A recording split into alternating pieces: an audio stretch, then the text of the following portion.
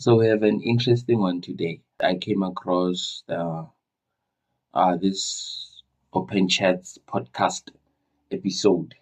I actually saw clips trending on TikTok, so I came across those clips, you know, and I loved the conversation that they had, of which to many people it looked like they were kind of attacking Christianity, you know, but for me, I like listening to things in an open-minded manner.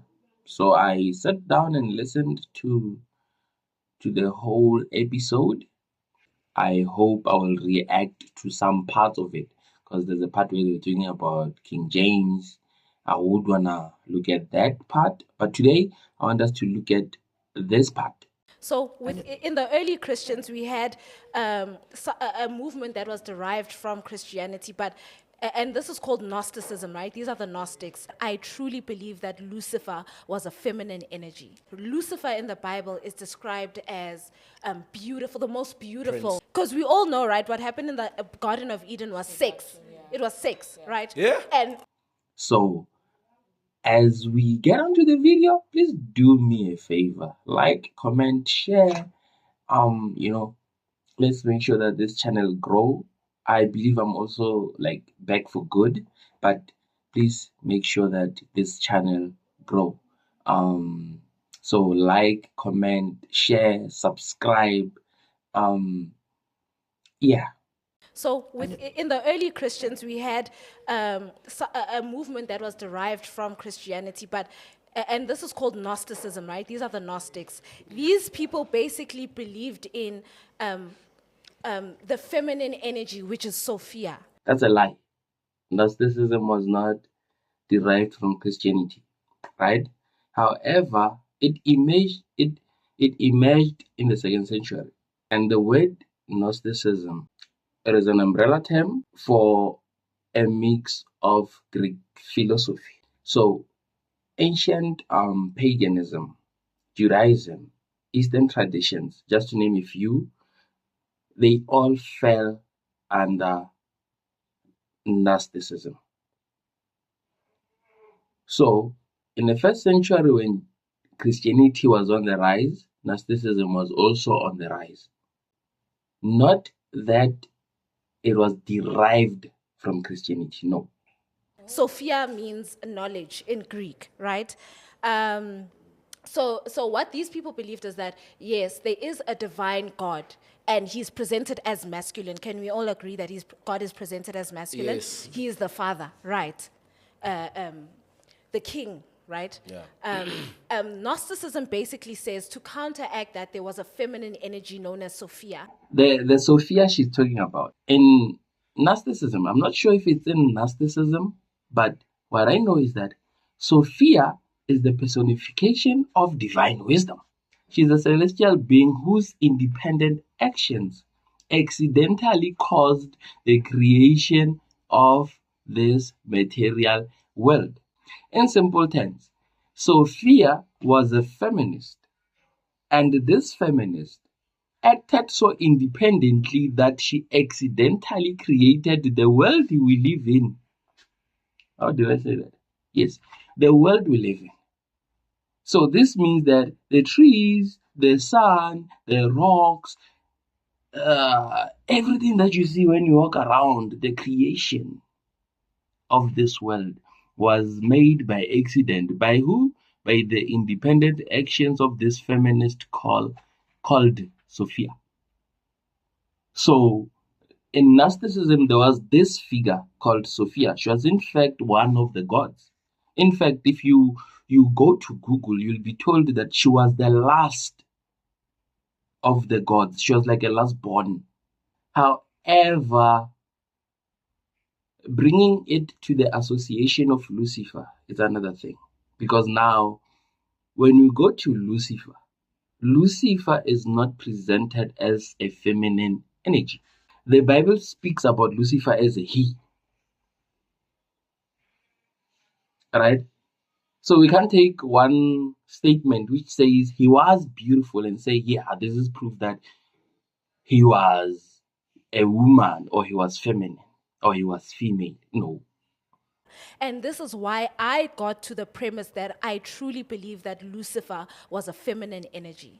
And the reason I say this is because Lucifer in the Bible is described as beautiful, the most beautiful, Prince, yeah. a high-ranking, Feminine elements. high-ranking energy. In the Garden of Eden, the same energy was able to convince, was able to manipulate, seduction. So if you go to Ezekiel 28, you'll realize that Lucifer is addressed as this beautiful cherub who started worshipping his own beauty and then disobeyed God.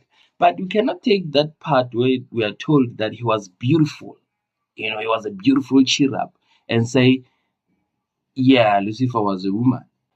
In fact, the book of Isaiah 14 verse 12, it calls Lucifer a son of the morning, if I'm not mistaken.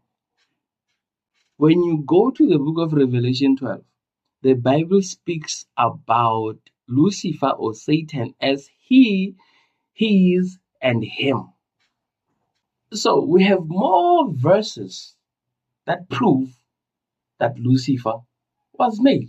That verse of Revelation says that he was cast out into the earth, and his angels were with him. So that is a man. That is not a feminine energy. So you cannot take one part, or you've heard it somewhere, because when I was growing up, we also taught that Lucifer was the most beautiful one. Yes, we also taught that. But you cannot take just that part and say, because of he was beautiful, then he was a woman. That he was feminine. No, it doesn't work like that. So the Bible tells us, I could even quote more scriptures, but the Bible speaks clearly that Lucifer was masculine, not feminine. He was masculine.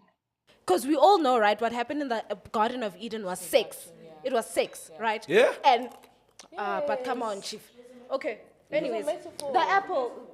I know the- that the one. it- No, not necessarily the apple. I thought, I thought. That's That's why why I lust I'm is open like- to learning. Yes. That's why I'm open to learning. I thought it was because of Eve eating from the tree of good and. What do you think the that knowledge was? of Look, good and- the apple was temptation. Yes. Remember, It was sex. It was sex. So was the sex. so now I don't Temptation. understand. I don't know where we get this theory about the apple. Like that Adam and Eve ate the apple, but here's the truth. In the Garden of Eden, or in the Bible, let me say specifically in the Bible, they did not eat an apple. We don't know what kind of a fruit they ate. We are just told that it was a fruit. It was not stated. So the apple, I don't know where it comes from. On this part, one, temptation does not always mean sex.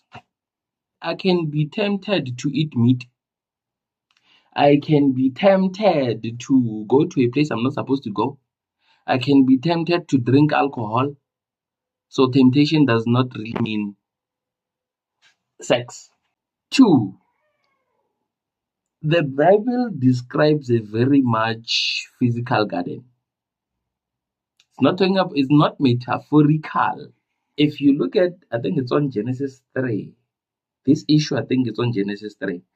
So the Bible tells us that the woman take and ate first, and then she gave her husband to also eat. So in this context and this logic, how is that sex? We cannot claim that they had sex. Those are unfounded claims. Those claims are unfounded. It's a lie from the pit of hell, and it's unfounded. So that's a false claim. So you cannot say Adam and Eve in that garden, they actually had sex. That's not true. I hope I get a chance to shoot the other videos today so that we can have more episodes in the next coming days. Yeah, until the next one, I had fun shooting this one. Yeah, but do me a favor, continue subscribing. Continue subscribing until the next one, and also continue liking so that these videos can reach those that need this information. Let us not keep this information to ourselves. Yeah. Until the next one, God bless.